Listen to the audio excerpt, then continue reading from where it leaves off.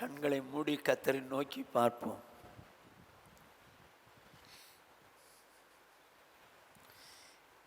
எங்களை நேசிக்கிற எங்கள் மகா பரிசுத்தமுள்ள எங்கள் பரலோக பிதாவே, உம்முடைய பரிசுத்தமுள்ள நாமத்தை வாழ்த்தி ஸ்தோத்திரிக்கிறோம். கிருபை இரக்கமுள்ள தேவனே ஸ்தோத்திரிக்கிறோம். தகப்பனே, இந்த மாலை வேளையிலும் கூட உம்முடைய வேதத்தை நாங்கள் ஆராய்ந்து பார்க்க முடியாது கடந்து வந்திருக்கிறோம். நாங்கள் வேதத்தை ஆராய்ந்து பார்க்கும்போது அது எங்கள் வாழ்க்கைக்கு பிரயோஜனமாக இருக்கட்டும். அதை கேட்பதற்கு உணர்வுதாரும், வாழ்வதற்கு கிருபைதாரும். இயேசு கிறிஸ்துவின் இன்ப நாமத்தில் பிதாவே, ஆமென். கர்த்தருக்கு மகிமை உண்டாகட்டும். எச்சரிக்கையாயிரு என்கிற தலைப்பின் கீழே நாம் கடந்த 2 வாரங்களாக தியானித்தோம். எச்சரிக்கையாயிரு என்கிற தலைப்பின் கீழே 3வது வாரமும் நாம் தியானிக்க போகிறோம். கடந்த வாரத்திலே 1 தீமோத்தேயு 4வது அதிகாரம் 16வது வசனத்தை தியானித்தோம். உன்னை குறித்தும் உபதேசத்தை குறித்தும் எச்சரிக்கையாயிரு. வேதம் சொல்லுகிறது, உன்னை குறித்தும் உபதேசத்தை குறித்தும் எச்சரிக்கையாயிரு. நீங்களும் நானும் ராஜாக்களும் ஆசாரிகளுமாய் தேவன் மாற்றினார். அவருடைய இரத்தத்தினால் மீட்கப்பட்டு பிதாவாகிய தேவனுக்கு முன்பாய் ராஜாக்களும் ஆசாரியமாய் ஆக்கினார். நீங்களோ நானோ நம்மை குறித்து முதலாவது எச்சரிக்கையாக இருக்கணும். நிறைய நேரத்தில் எப்படி தருவோம், அவன் எப்படி, இவன் எப்படி, இவன் எப்படி, அவன் எப்படி, அப்படிதான் சொல்லிட்டு போவோம். ஆனால் நம்மை குறித்து எச்சரிக்கையாக இருக்கணும். அப்படியானால் நம்முடைய வாழ்க்கையிலே நாம் சாட்சி உள்ளவர்களாய் வாழும். நாம் சாட்சி உள்ளவர்களாய் வாழும். அது ரொம்ப முக்கியம். நம்ம ஏன் ரட்சித்தாரா? இப்படி ரட்சிக்கத்தக்க தேவன் ஒருவரும் இல்லையே அப்படின்னு சொன்னார். நானே தேவன் என்பதற்கு நீங்கள் தான் எனக்கு சாட்சினார். அப்போ நம்முடைய சாட்சியை பார்த்து இயேசு தான் ரட்சகர் என்று சொல்லி ஜனங்கள் கண்டுகொள்ளும்படி தான் ரட்சித்திருக்கிறார். ஆகவே வெட்கமான அந்தரங்க காரியங்கள் எல்லாம் வெறுத்துடணும். வெளியே தெரிஞ்ச வெட்கம் அப்படின்னு உங்கள் மனசே சொல்லுது அப்படின்னு சொன்னால் அப்படிப்பட்ட ரகசியமான காரியங்கள் எல்லாம் வெறுத்துடணும். ஏன்னா எந்த காரியமும் ஒரு நாள் வெளியே வராமல் இருக்காது. அறியப்படாத ரகசியம் இல்லை, வெளிக்கு வராத மறுபொருளும் இல்லை. ஆகவே நாம் என்ன செய்யக்கூடாது? வெட்கமான அந்தரங்க காரியத்தை வெறுத்துடணும். அடுத்தது தந்திரமாக நடக்கக்கூடாது. தந்திரமாக நடக்கக்கூடாது. 4 குடும்பத்தில் யோக்கியமாக நடந்துட்டு தந்திரமாக ஏதாவது பண்ணலான்னு சொன்னால் தேவன் அதை ஒத்துக்க மாட்டார். அதே நேரத்தில் கிரேக்கருக்கும் யூதருக்கும் தேவனுடைய சபைக்கும் நாம் இடரலற்றவர்களாக இருக்க வேண்டும் என்று சொல்லி தியானித்தோம். முதலாவது நம்மை குறித்து, 2வது உபதேசத்தை குறித்து எச்சரிக்கையாயிரு என்று சொன்னார். அப்படியானால் நானும் நீங்களும் மற்றவர்களுக்கு உபதேசம் பண்ணும் போதோ இல்லை மற்றவர்களுக்கு வேத வசனத்தின் ஆலோசனை சொல்லும் போதோ வேத வசனத்தின்படியே சொல்லணும். போதிக்கிறவங்க கர்த்தருடைய வார்த்தையின்படியே போதிக்க கடவன் இருக்கும். இயேசு கிறிஸ்து இந்த உலகத்தில் இருந்தபோது பிதா என்ன சொன்னாரோ அவைகளை அப்படியே சொன்னார். அவருக்கு சுயமாய் பேச முடியும். ஆனாலும் நான் சுயமாய் பேசுவதில்லை. நான் பேச வேண்டியது இன்னதென்றும் உபதேசிக்க வேண்டியது இன்னதென்றும் என்னை அனுப்பின பிதாவே என கட்டளையிட்டார். அவன் நித்திய ஜீவனாக இருக்கிறது. ஆகவே நான் பேசுகிறவளை பிதா எனக்கு சொன்னபடியே பேசுகிறேன்னு சொன்னார். நீங்களோ நானோ வேதத்தை கலப்பாய் போதித்து விடக்கூடாது. உள்ளதை அப்படியே சொல்லணும். பழைய நாட்களில் ஈயடிச்சாங்காப்பின்வாங்க. இந்த நாட்களில் ஜெராக்ஸ் காப்பி. இருக்கிறத அப்படியே வெளிப்படுத்தணுமே தவிர நம்ம விருப்பத்துக்கு ஏதேனும் வார்த்தைகளை கூட்டவோ குறைக்கவோ ஒரு நாளும் கூடாது. கலப்பாக பேசிடக்கூடாது. வேதத்தை புரட்டவும் கூடாது. அதே நேரத்தில் வேதத்தை வேதமாய் போதித்து தேவனுக்கு மகிமை உண்டாக்குறவளாக இருக்கணும். ஏன்னா வேத வாக்கியங்களெல்லாம் தேவனால் அருளப்பட்டது. இப்போ நீங்களும் நான் போதிக்கும் போது வேதத்தின்படியே போதித்தால் தேவன் அது நிமித்தம் மகிமைப்படுவார். ஆகவே நானோ நீங்களோ அனுப்பினவரின் மகிமை தேடணும். நானும் நீங்கள் என்ன பண்ணும், வேதத்தை வேதமாக சொல்லிடணும். வேதத்தை வேதமாக சொல்லிடணும். கர்த்தருக்கு மகிமை உண்டாகட்டும். இதைத்தான் கடந்த வாரத்திலே நாம் தியானித்தோம். கடந்த வாரத்திலே தியானித்தோம். இந்த வாரத்தில் என்ன தியானிக்கலாம்? வாசி. உபாகமம் 6வது அதிகாரம் 12வது வசனம். நீ அடிமைப்பட்டிருந்த வீடாகிய எகிப்து தேசத்திலிருந்து உன்னை புறப்பட பண்ணின கர்த்தரை மறவாதபடிக்கு எச்சரிக்கையாயிரு. எச்சரிக்கையாயிரு என்கிற தலைப்பின் கீழே நாம் கடந்த 2 வாரமாக தியானித்தோம். இந்த 3வது வாரமாக அதைத்தான் தியானிக்க போகிறோம். நீ அடிமைப்பட்டிருந்த வீடாகிய எகிப்து தேசத்திலிருந்து உன்னை புறப்பட பண்ணின கர்த்தரை மறவாதபடிக்கு எச்சரிக்கையாயிரு. அப்படியானால் கர்த்தரை மறவாதபடிக்கு எச்சரிக்கையாயிருன்னு சொல்லிட்டு போயிருக்கலாமே. ஏன் நீ அடிமைப்பட்டிருந்த வீடாகிய எகிப்து தேசத்து உன்னை புறப்பட பண்ணின கர்த்தரை மறவாதபடிக்கு எச்சரிக்கையாயிருந்தார்? அப்படின்னா இஸ்ரவேல் ஜனங்கள் எகிப்திலே அடிமைப்பட்டிருந்தார்கள். அவர்கள் விடுதலையாக முடியவில்லை. வேலை பழுவி நிமித்தமாக செத்து போயிடலான்னு சொல்ற அளவுக்கு ஜனங்கள் வேதனைப்பட்டாங்க, கூக்குரலிட்டாங்க. அந்த நேரத்தில் தான் தேவன் அந்த சத்தத்தை கேட்டு இறங்கி வந்து மோசையை கூப்பிட்டு அவர்களை விடுதலையாக்கிறார். கவனமாக கேட்டுங்க. இப்போ விடுதலையாக்கணுன்னு எல்லாம் எகிப்திலிருந்து புறப்பட்டு வந்துருங்கப்பா அப்படின்னு சொல்லலை. அவங்களை விடுதலை ஆக்குறதற்கு பார்வோனுக்கு சம்மதமே கிடையாது, சம்மதமே கிடையாது, விடவே மாட்டேங்கிறான்.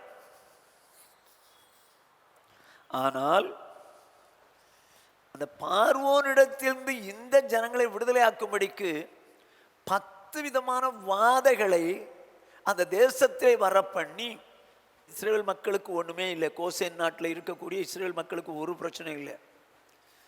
ஆனால் எகிப்திலே இருக்கக்கூடிய அந்த மக்களுக்கு 10 விதமான வாதைகளை கொடுத்தார். முடிவிலே 10வது வாதை, ராஜா முதல் கொண்டு கீழே உள்ள எல்லாருடைய வீட்டிலும் தலைச்சன் பிள்ளைகள் எல்லாம் செத்து போகணுங்கிற ஒரு வாதையும் கொடுத்தார். எல்லா வாதைகளையும் அனுபவிச்சாங்க.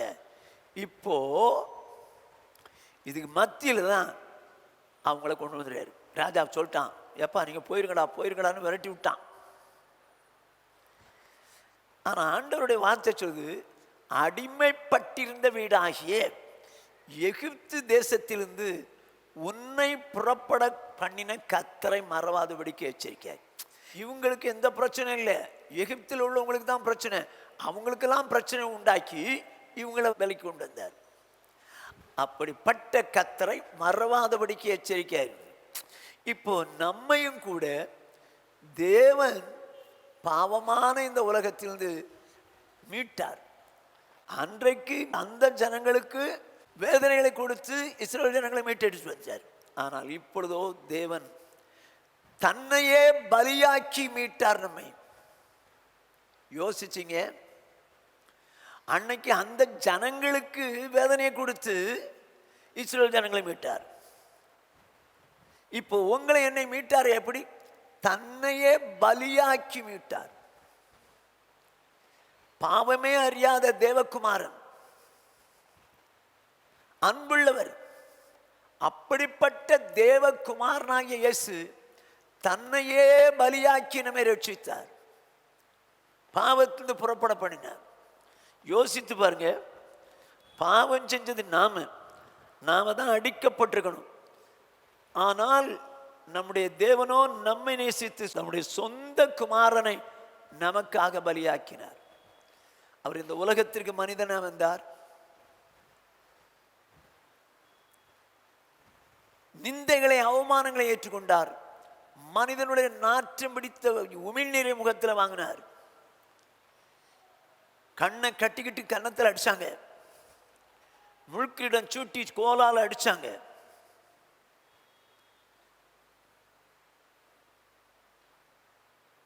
வாரினால் அடிக்கப்பட்டார். முதுகு ஏர் உழுத நிலம் போயிடுச்சு ஆயிடுச்சு. அதோடு மாத்திரமில்ல, கொல்கதா மலைக்கு சிலுவையை தூக்கிட்டு போறாரு. அவரை 2 கைகளிலே ஆணிகள் அடித்தார்கள், 2 கால்களையும் சேர்த்து ஆணி அடித்தார்கள். ஒரு ஈட்டினால விழாவில் குத்தினா ரத்தமும் தண்ணியும் பீறிட்டு வந்துருச்சு. தண்ணியை படைச்ச ஆண்டவர் தாகமாயிருக்கிறேன் என்கிறார். முடிவிலே என் தேவனே என் தேவனே ஏன் என்னை கைவிட்டீர் அப்படின்னு கதறினார். இவ்வளவு காரியம் செஞ்சு உங்களை என்னை மீட்டார். ஆகையினால் தான் வேதம் சொல்லுது, இவ்வளவு பெரிதான ரட்சிப்பை குறித்து நீங்கள் கவலையற்றிருந்தால் தண்டனைக்கு எப்படி தப்பித்து. ஏங்க, உங்களுக்கும் எனக்கு எந்த பிரச்சனையும் இல்லாமல் அவர் தன்னுடைய சரீரத்தில் எல்லா வேதனையும் வாங்கிட்டு உங்களை மீட்டெடுத்தார். அவங்களுக்கு அப்படி இல்லை, அந்த ஜனங்களுக்கு பிரச்சனை உண்டாக்கி தேவ ஜனங்களை மீட்டெடுத்தார். இப்போ நமக்கே பிரச்சனை உண்டாக்கி மீட்டெடுத்தா தான் நமக்கு அந்த ரட்சிப்பு என்னன்னு தெரிஞ்சிருக்கும். இனி நமக்கு ஒன்றும் பிரச்சனை இல்லையே. நமக்கு பிரச்சனை இல்லாமல் இயேசு தன்னை தானே பலியாக்கி நம்மை ரட்சித்தார். இப்போ அப்படிப்பட்ட அந்த இரட்சகராகிய கர்த்தரை மறவாதபடிக்கு எச்சரிக்கையார். யோசிச்சு பார்ப்பீங்களா நீங்களே? எனக்காக இயேசு இப்படியெல்லாம் பாடுபட்டாரு, அடிக்கப்பட்டாருன்னு என்னையா யோசிப்பீங்களா? ரொம்ப ஃப்ரீயாக கிடைச்சிச்சு பார்த்தீங்களா ரட்சிப்பு. அதனால நானும் ரட்சிக்கப்பட்டிருக்கேங்க, நானும் ரட்சிக்கப்பட்டிருக்கேங்க. அடே, அவருடைய அன்பை ருசித்து பார்க்காதவனுக்கு அந்த ரட்சிப்பு பெருசாகவே தெரியாதுங்க. அதனால தான் எல்லாரும் அந்த ரட்சிக்கப்பட்டு கொஞ்ச நாள் வரைக்கும் நல்லா இருக்கிறாங்க, அதுக்கப்புறம் மாறி போயிடுறாங்க. அந்த ஆண்டவருடைய அன்பை நமக்கா இத்தனை பாடுபட்டு மீட்டார். ஆகவே நம்ம எப்படி வாழணும், யார் விரும்புகிறார்களோ, யார் வாஞ்சிக்கிறார்களோ அவங்க பரிசுத்தத்தில் வைராக்கியமாக இருப்பாங்க. அவரை என்னைக்கும் மறக்க மாட்டாங்க. கவனிச்சிங்க, எகிப்திலிருந்து உன்னை புறப்பட பண்ணின கர்த்தரை மறவாதபடிக்கு எச்சரிக்கார். உங்களை என்னை பாவத்திலிருந்து புறப்பட பண்ணினார், நமக்காக பலியானார். அப்படிப்பட்ட கர்த்தரை மறக்காதபடிக்கு எச்சரிக்கார். வேதம் என்ன சொல்லுது? நியாயாதிபதிகளின் புஸ்தகம், நியாயாதிபதிகளின் புஸ்தகம் 3வது அதிகாரம் 7வது வசனம். இப்படி இஸ்ரவேல் புத்திரர் கர்த்தரின் பார்வைக்கு பொல்லாப்பானதை செய்து தங்கள் தேவனாகிய கர்த்தரை மறந்து பாகால்களையும் தோப்பு விக்கிரகங்களையும் சேவிக்கிற போது என்ன செய்தான்? இப்படி இஸ்ரவேல் புத்திரர் கர்த்தரின் பார்வைக்கு பொல்லாப்பானதை செய்து கர்த்தரை மறந்தார்கள். எப்படி?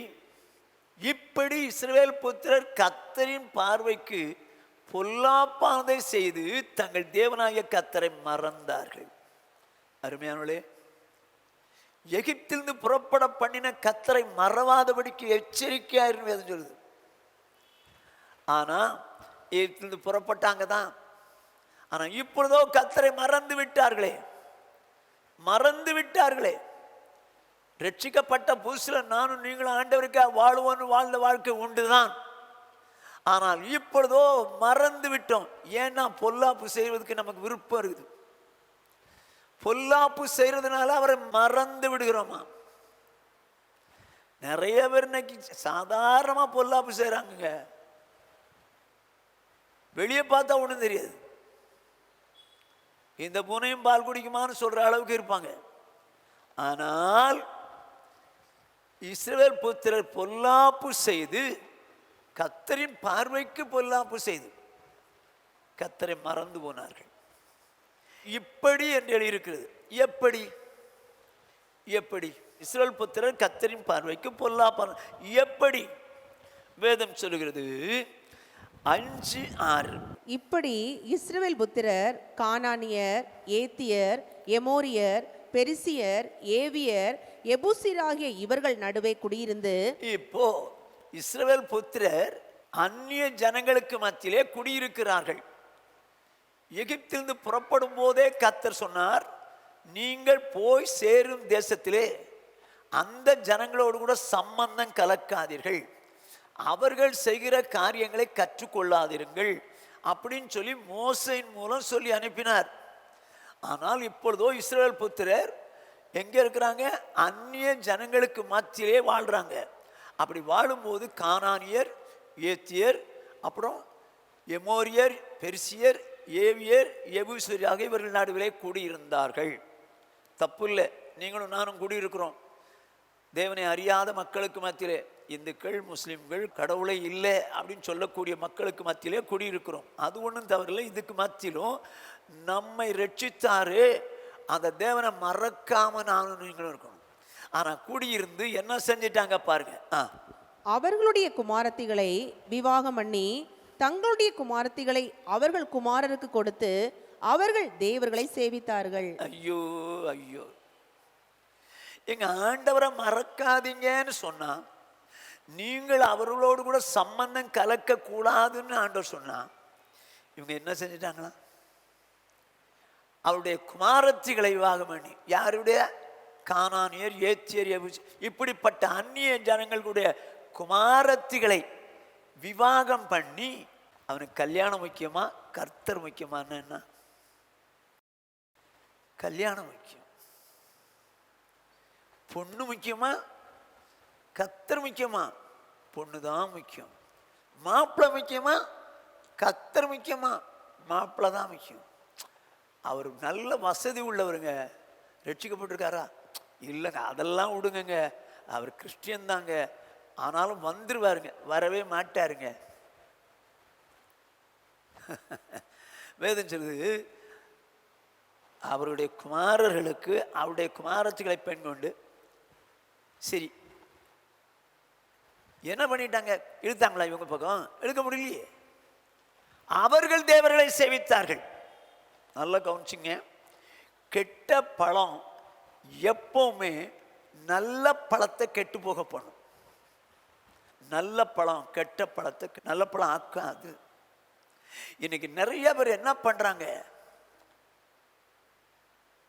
திருமண விஷயத்துல தேவனை மறக்கிறாங்க. ஐயோ, எனக்கு பாடுபட்டு ரத்தம் சிந்தி என்னை மீட்டாரு, அப்படிப்பட்ட தேவனுக்கு நான் துரோகம் பண்ண மாட்டேன். ஏங்க, நான் இப்படி சொல்றேங்க, நீங்களும் நானும் தேவனுடைய பிள்ளைகள்.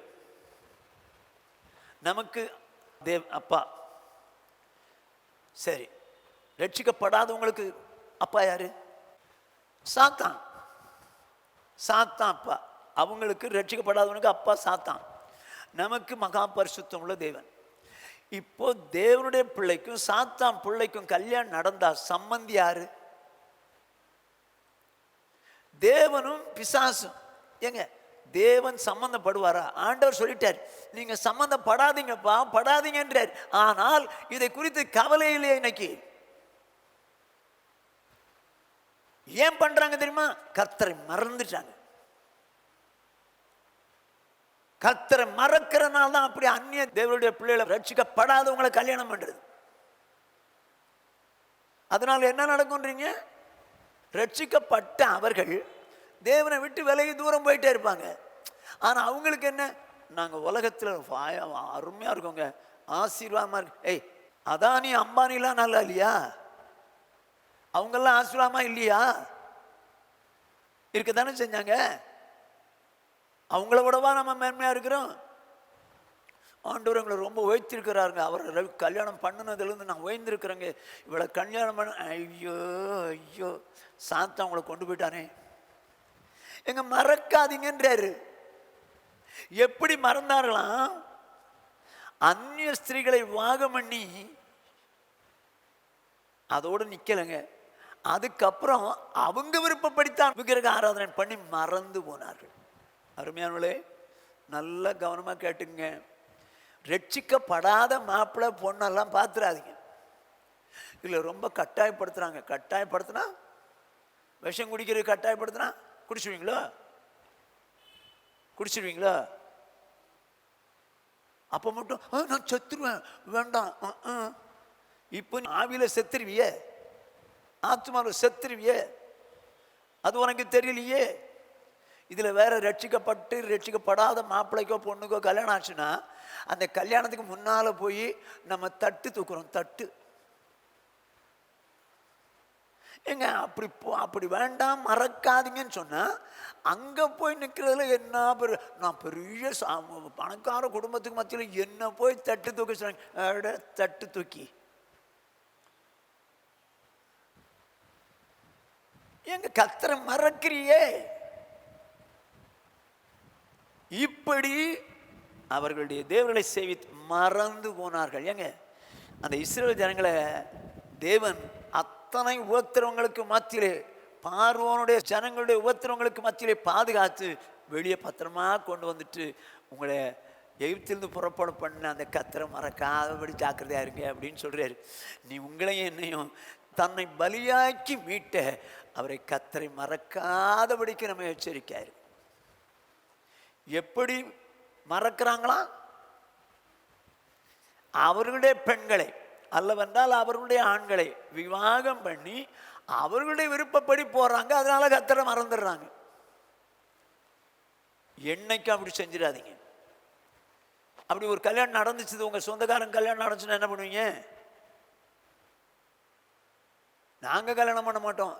எனக்கு தெரியும் நீங்கள் கல்யாணம் பண்ண மாட்டீங்கன்னு. ஏன்னா ஏற்கனவே கல்யாணம் ஆகி போச்சு, அதனால இனிமேல் கல்யாணம் பண்ண மாட்டீங்க. ஆனால் கல்யாணம் பண்ணி கொடுக்குற பிள்ளைகளை என்ன பண்ணுவீங்க?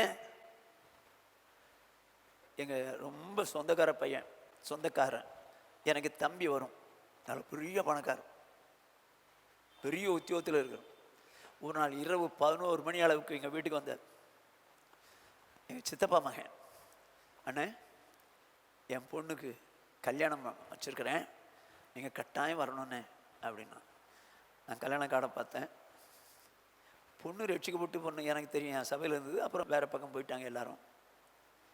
நான் கேட்டேன், மாப்பிள்ளை ரட்சிக்கப்பட்டுக்கானா? இல்லைண்ணே ரட்சிக்கப்படலை, ஆனால் சிஎஸ்ஐ நல்ல பையண்ணே. ஓய், விசுவாசிக்கும் அவிசுவாசிக்கும் கல்யாணமே கிடையாது, எப்படி நீ ஒத்துக்கிட்ட அப்படின்னு கேட்டா அவர் சொன்ன வார்த்தை, என் பொண்ணுக்கு பெந்தெகோஸ்தே மாப்பிள்ளையத்தான் பார்த்துக்கிட்டே இருந்தேன், வர்றவெல்லாம் வரதட்சணை கேட்டு கேட்டு கேட்டு தொல்லை கொடுத்தான். ஆண்டவர்கிட்ட தீர்மானம் எடுத்தேன், ஆண்டவரே வரதட்சணை கேட்காத யாராவது வந்தா அவங்களுக்கு நான் கொடுக்க தயார் அப்படின்னு சொன்னேன். வந்தவர் இந்த சிஎஸ்ஐக்கார் தான். ஒன்றுமே வேணாம், அவங்க பொண்ணு கிடைச்சா போதுன்னு கேட்டார். நானும் சந்தோஷமாக கொடுக்குறேன். நான் சொன்னேன், பாரு உன் மருமகன் ஒரு நாளும் தேவன் பக்கம் வரமாட்டார், உன் பொண்ணு வேணா அப்படி போகுமே தவிர அந்த மருமகனை நீ உன் பொண்ணு பக்கம் எடுக்க முடியாதுப்பா. இல்லைண்ணே வந்துடுறேன்னு சொல்லியிருக்காருண்ணே அப்படின்னா. ஏப்பா விசுவாசிக்கும் அவிசுவாசிக்கும் கல்யாணம் இல்லை, சரி நான் வரலப்பா, கல்யாணத்துக்கு வரல, சரி அண்ணியாவது அனுப்பிச்சுடு. அடே நான் வரல, அண்ணியாவது அனுப்பிச்சுடுமா, நானே வரலன்னா அவள் எப்படி வருவா? நான் வர முடியாதுன்னா அன்றைக்கி ராத்திரி வந்து சாப்பிட்டுட்டு போயிட்டார், கல்யாணத்துக்கு போகலைங்க. ஸ்டில் இன்னைக்கு வரைக்கும் அந்த பெந்தெகோஸ்தே பொண்ணு அந்த சர்ச்சுக்கு போய் பூ வச்சு ஆடம்பரமாக இருந்து அந்த ஆள் சிஎஸ்ஐ விட்டு வரவே இல்லை. இவளை தான் அப்படி கன்வெர்ட் ஆக்கிட்டார்.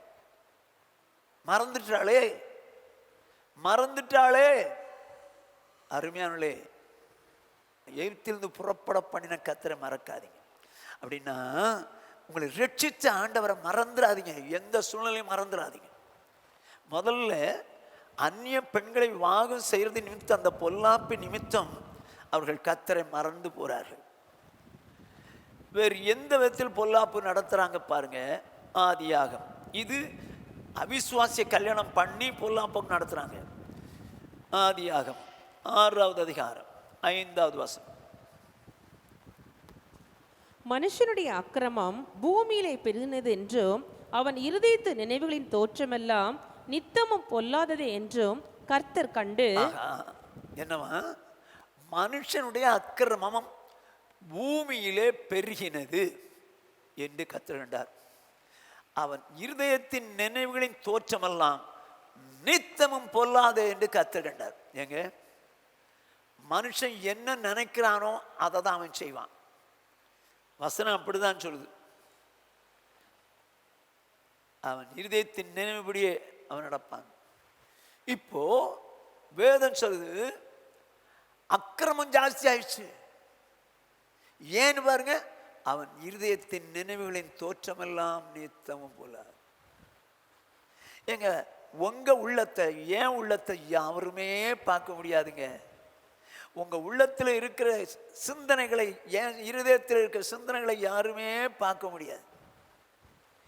ஒரு மனுஷன் ஏன் பாவஞ்சன அக்கிரமம் செய்கிறான்? அவன் இருதயத்தின் நினைவு எப்படி அப்படி அவன் இருக்கிறான். ஏன் அவன் பூமியிலே பெருகிச்சு? அவன் இருதயத்தின் நினைவுகளின் தோற்றமெல்லாம் நித்தமே பொல்லாது. அப்படின்னா நினைவுல அசுத்தமாகிறான், அதுக்கப்புறம் பொல்லாப்பு செய்கிறான். எந்த மனுஷன் பொல்லாப்பு டைரக்டா செய்ய மாட்டான். முதல்ல நினைவு தான் வரும். அந்த நினைவுக்கு நம்மளை தேவையற்ற நினைவு, பொல்லாத நினைவு வரும்போது இயேசுவின் நாமத்தினால போ அப்படின்னு எதிர்த்து நிற்க நமக்கு தெரியலன்னா நிச்சயம் பாவம் செஞ்சிடும். அந்த பொல்லாத நினைவு நம்மளை என்ன பண்ணிடும்? ஆண்டவருடைய மறக்க வச்சிடும், பாவம் செய்ய வச்சிடும். யோசிச்சு பாருங்க. சின்ன உதாரணம் சொல்றேன். ஒருத்தர் போகும்போது ஒரு 100 ரூபாய் போட்டு போயிட்டாரு.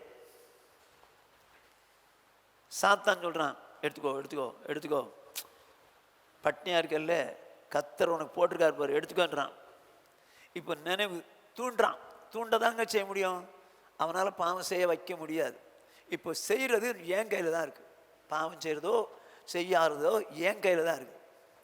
இந்த நினைவை தான் அவன் பண்ணுறான், கெடுக்க பார்க்குறான். அப்போ தூண்டும் போது நான் இயேசுவின் நாமம் தான் வசனம் சொல்லும், பிசாசுக்கு எதிர்த்து நில்லுங்கள், அப்பொழுது அவன் உங்களை ஓடிப்புவான். தேவனுக்கு கீழ்ப்படிந்திருங்கள், பிசாசுக்கு எதிர்த்து நில்லுங்கள், அப்பொழுது. அப்போ அந்த நினைவு வரும்போது அந்த 100 ரூபாய் காட்டுறான் பார்த்தீங்களா, எடுத்துக்கன்னு. படா பிசாச, பண ஆசை எல்லா தீமைக்கும் வேற இருக்கிறது. பிறனுக்குள்ள யாதனை இச்சையாதிருப்பாக அப்படின்னு சொல்லி நான் அதை விரட்டிட்டேன்னா நான் ஆண்டவரை மறக்கலன்னு அர்த்தம். ஆண்டவரை மறக்கலன்னு அர்த்தம். நான் இந்த நினைவு, பொல்லாத நினைவு வரும்போது அதை எடுத்துட்டேன்னா என்னை ரட்சித்த ஆண்டவரை நான் மறந்து பொல்லாது செஞ்சிட்டேன். பொல்லாப்பு செஞ்சு தேவனை மறந்துட்டேன். யோசிச்சிங்க, இன்னைக்கு சாதாரணமாக பாவம் செய்கிறாங்க, பொல்லாப்பு செய்கிறாங்க. காரணம் அந்த சாத்தானுடைய கொஞ்சம் ஒரு தூண்டுதல்னால்தான். சாத்தானால தூண்ட தாங்க முடியும், பாவம் செய்ய வைக்க முடியாது. தூண்டும் போது இடம் கொடுத்துட்டோன்னு வச்சுங்க, உள்ள வந்துடுவோம், அப்புறம் கட்டாயம் பாவம் செஞ்சான். ஏதேன் தோட்டத்தில் பாவம் செய்ய தூண்டுனான் பாரு, மரத்தை பாரு, சாப்பிட்டு அவரை மாதிரி மாறிடுவேன், உன் கண்ணெல்லாம் திறந்துடும்னு சொல்லி ஆசையை தூண்டுனான். தூண்டினதை அவன் அப்படியே நினைச்சிட்டான். அருமையானவர்களே, பொல்லாப்பு செய்து தேவனை மறைந்தார்கள். இங்க என்ன எழுதியிருக்குது பாருங்க, அவருடைய இருதயத்தின் நினைவுகளின் தோற்றமெல்லாம் நித்தமும் பொல்லாது. அதனால என்னாச்சு? அக்கிரமம் ஜாஸ்தி ஆயிடுச்சு. இந்த பொல்லாத நினைவு வரதான் அவன் அக்கிரமம் செய்யறவனா மாறுறான். அவன் அக்கிரமம் செஞ்சது எதனாலன்னு சொல்லுங்க? பொல்லாத நினைவு அவனுக்குள்ள வந்ததுங்க. அதை நெக்லெக்ட் பண்ண தெரியல, விரட்டி அடிக்க தெரியல. அந்த நினைவு வரதான் அவன் வந்து என்ன பண்ணிட்டான்? அக்கிரமம் செஞ்சுட்டான். ஆண்டவரை மறந்துட்டானே. எகிப்திலிருந்து உன்னை புறப்பட பண்ணின கர்த்தரை மறவாதபடிக்கு எச்சரிக்கை. வேதம் அப்படித்தான் சொல்லுது. இருதயத்தின் நினைவு எப்படியோ அப்படித்தான் அவன் இருப்பான். சரி, ஏன் பொல்லாப்பு செய்கிறான் அப்படின்னா, பிரசங்கியின் புஸ்தகம் 8வது அதிகாரம். ஏன் பொல்லாப்பு செய்கிறான்? 11வது வசனம்.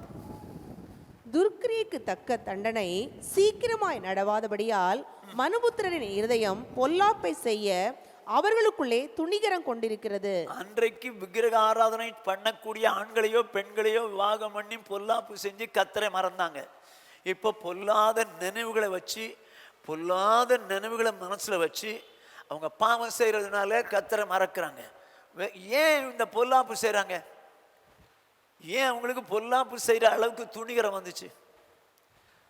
நான் சொல்ல, வேதம் சொல்லுது, துர்க்கிரியலுக்கு தக்க தண்டனை சீக்கிரமாய் நடவாதபடியால் அப்படின்னா அதாவது பாவம் செய்கிறான் பார்த்தீங்களா, அவனுக்கு தண்டனை உடனே கிடைக்க மாட்டேங்குது, உடனே ஆண்டவர் கொடுக்க மாட்டேங்கிறார்.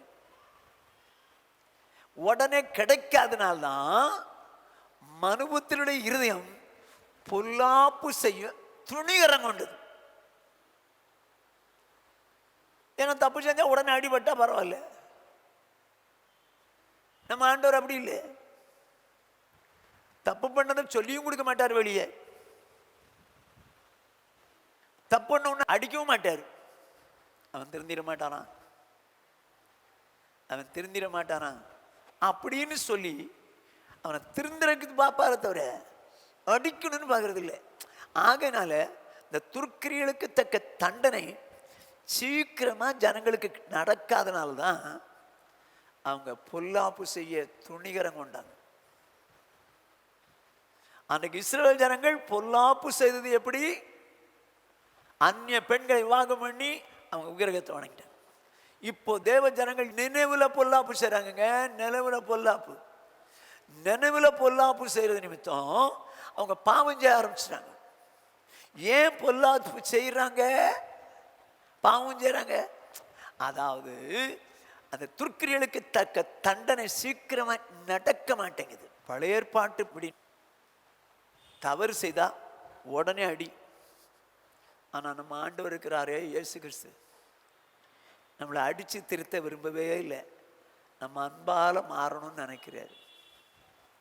அதனால்தான் தன்னையே பலியாக்கி இந்த அன்புக்காவது அவர்கள் அடிமையாயிட மாட்டாங்களா அப்படின்னு சொல்லி தன்னையே பலியாக கொடுத்தார்.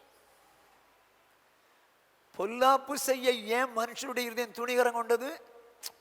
அதுக்கு தண்டனை உடவர வர மாட்டேங்குது இல்லை. தண்டனை உடனே வந்துச்சுன்னா ஐயோ அவங்களுக்கு அப்படி தண்டனை வந்துச்சுப்பா, நம்ம செய்யக்கூடாதுப்பா அப்படின்னு நம்ம விலகுவோம். இவங்களுக்கு இப்படி தண்டனை வந்துச்சுப்பா, நம்ம செய்யக்கூடாதுப்பா அப்படின்னு விலகும். இப்போதான் தண்டனை வரல இல்லை. ஆண்டவர் ரொம்ப நல்லவர், ரொம்ப நல்லவர். ஏன் தண்டிக்க மாட்டாரு?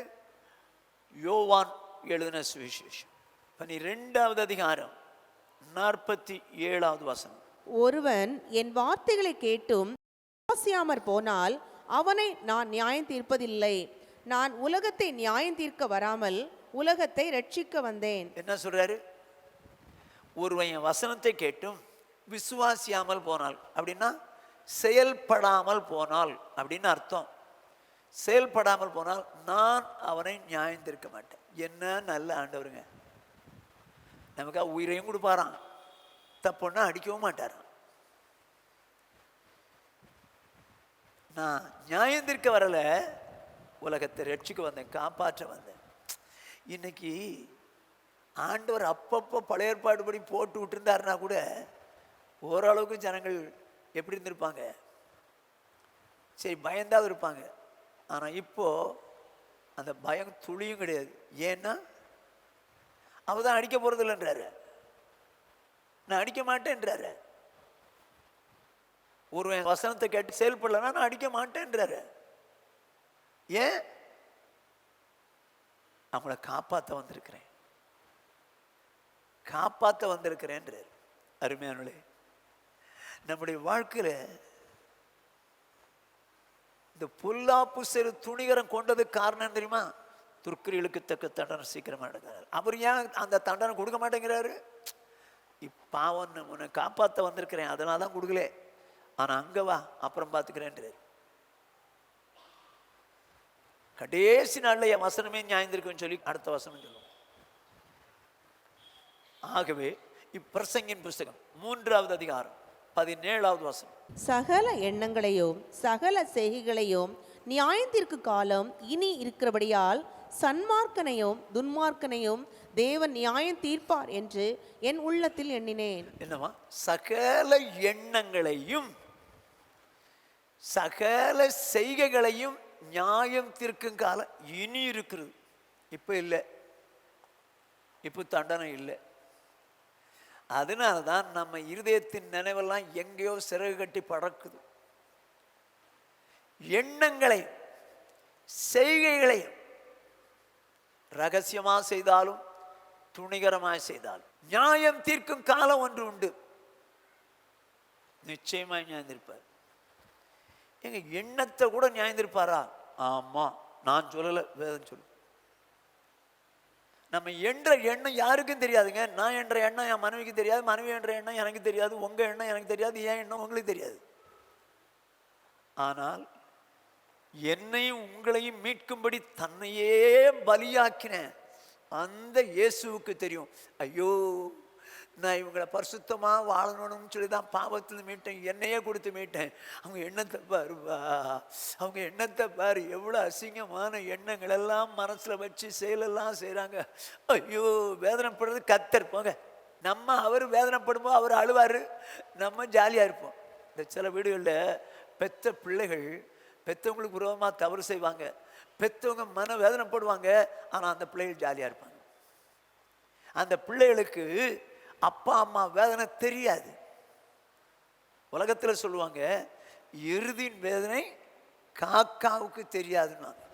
அப்படின்னா எரும மாட்டுக்கு மேலே காக்கா உட்கார்ந்து எரும மாட்டு முதுகில் இருக்கக்கூடிய புண்ணை கொத்தும் கொத்தும் கொத்த கொத்த எரும மாடு தானாக தான் போயிட்டு இருக்கோம். ஆனால் கொத்தும் போது அந்த வலி எரும மாட்டுக்கு இருக்குமா இருக்காதா? கட்டாயம் இருக்கும். ஆனா இது காக்காவுக்கு தெரியாது, காக்காவுக்கு தெரியாது. நீங்களும் நானும் நம்ம தவறு செய்யும்போது நம்ம பெற்றவங்க எவ்வளவு தூரம் கண்ணீர் வடிப்பாங்க.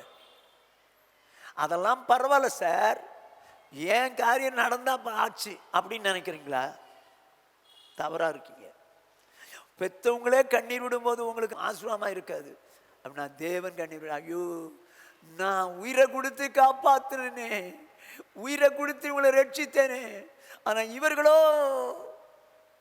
இப்படி எண்ணங்களினாலும் செய்கையினாலும் தவறு செய்கிறார்களே அப்படின்னு சொல்லி அவர் வேதனைப்படுறார்.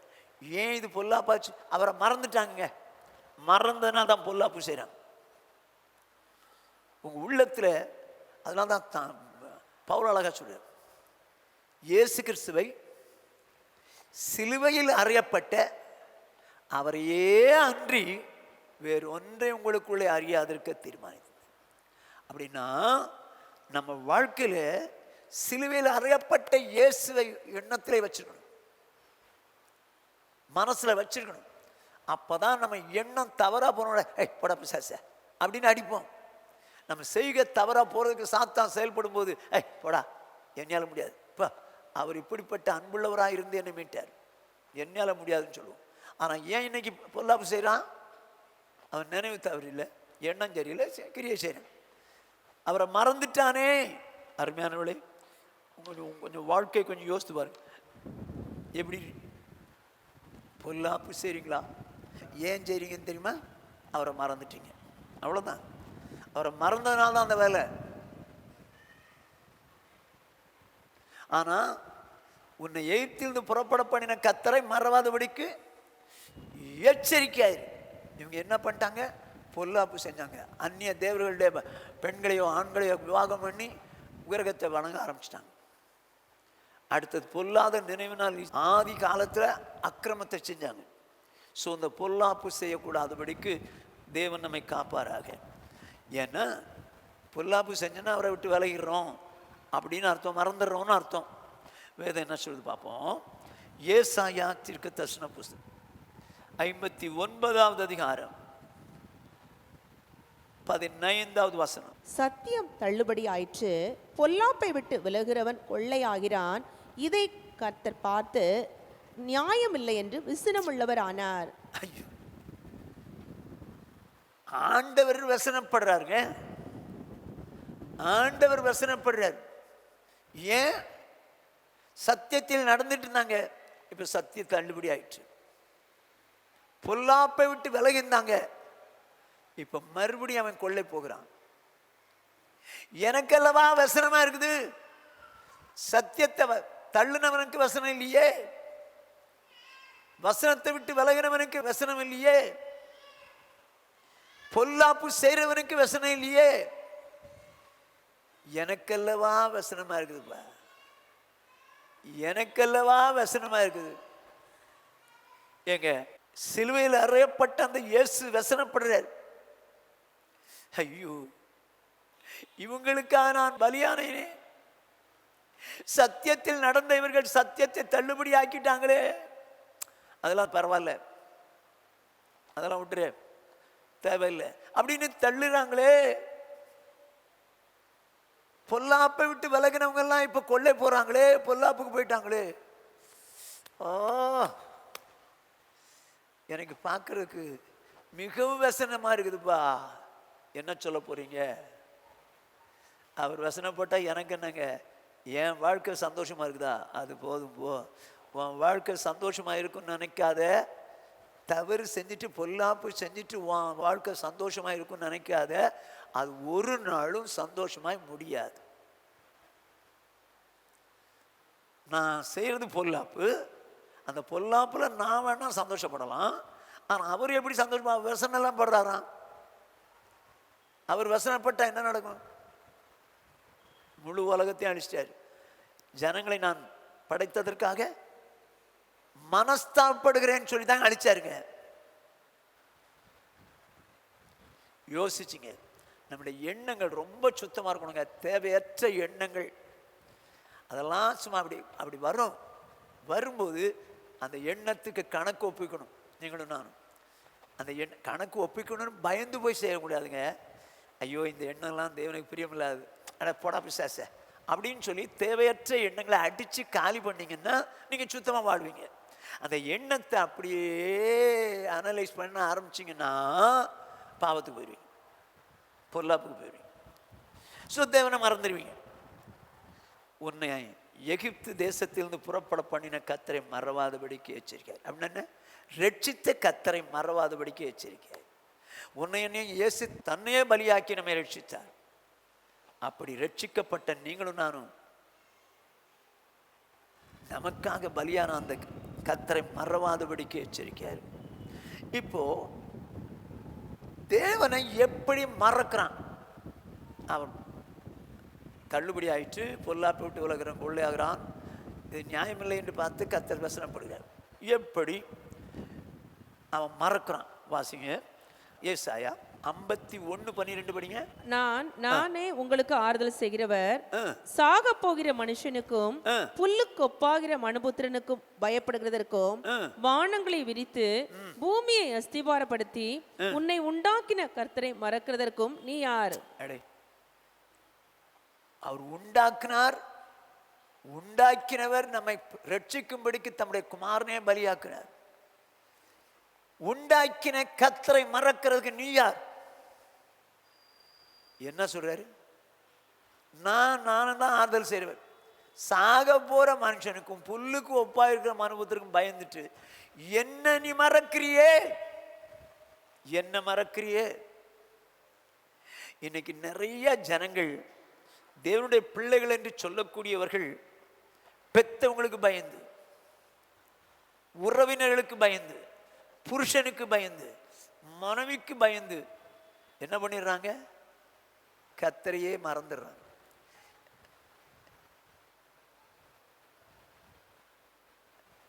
நீ மனுஷனுக்கு பயந்து உன்னை உண்டாக்கின கர்த்தரை மறப்பதற்கு நீ யார்? ஏங்க, மனுஷனுக்கு பயந்தா கர்த்தரை மறந்துடுவாங்க. நான் ஒரு உதாரணம் சொல்றேன், எல்லாருக்கும் தெரிஞ்ச சம்பவம். எண்ணாகமம்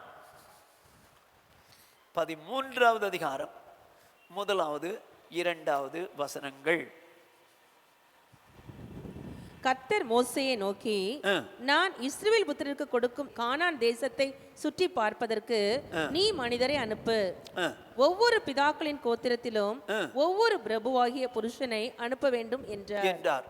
இப்போ அவங்க நான் இஸ்ரவேல் புத்திரருக்கு கொடுக்கும் கானான் தேசத்தை சுற்றி பார்ப்பதற்கு அப்படின்னா நான் கொடுக்க போறேன், நீங்க சண்டை போடணுங்கிறதெல்லாம் சொல்லல அவரு. ஆண்டவர், நான் கொடுக்கும் கானான் தேசத்தை சுற்றி பார்ப்பதற்கு வேவுகாரரை அனுப்ப, பிரபுக்களில் ஒவ்வொரு கோத்திரத்திலும் ஒவ்வொரு பிரபு அனுப்பு. சரி, இப்போ 12 பேர் போனாங்க. வந்தவங்க ஒரு திராட்சை கொலையை 2 பேர் கொம்பு போட்டு தூக்கிட்டு வரான். நிறைய பழ வகைகள்லாம் கொண்டு வர்றாங்க. கொண்டு வந்து கொடுத்த ஸ்டேட்மெண்ட் என்ன? பாலும் தேன் ஓடுகிற தேசம்தான் அப்படின்னு சொல்லிட்டாங்க. அந்த சூழ்நிலையில் யோசுவாவும் காலேபும் நம்ம எளிதாக ஜெயிச்சிடலாம் அப்படின்னு சொல்கிறாங்க. ஆனால் கூட வந்த 10 பேர் என்ன சொன்னாங்க தெரியுமா? 32வது 33வது வசனங்கள். நாங்கள் போய் சுற்றி பார்த்து வந்த அந்த தேசம் தன் குடிகளை பட்சிக்கிற தேசம்.